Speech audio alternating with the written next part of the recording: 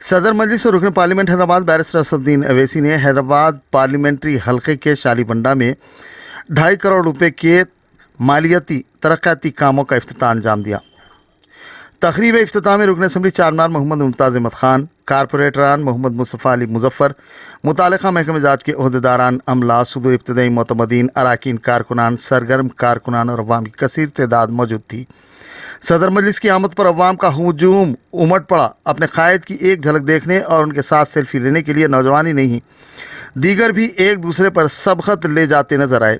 صدر مجلس کی آمد پر فلک شگاف نعرے لگائے گئے، پھول برسائے گئے و دیگر کیا گیا، جبکہ جگہ جگہ تہنیت، شال پوشی، گل پوشی کی گئی، والہانہ استقبال کیا گیا۔ اس دوران بیرسٹر اسدالدین اویسی نے مختلف مقامات پر اسٹارم واٹر ڈرین، ترمیم و مرمت شدہ سیوریج لائن، قبرستان کی باؤنڈری وال و دیگر کا افتتاح انجام دیا۔ عوام سے ملاقات کی، مسائل دریافت کیا اور متعلقہ عہدیداران کو فوری یکسوئی کی ہدایت دی۔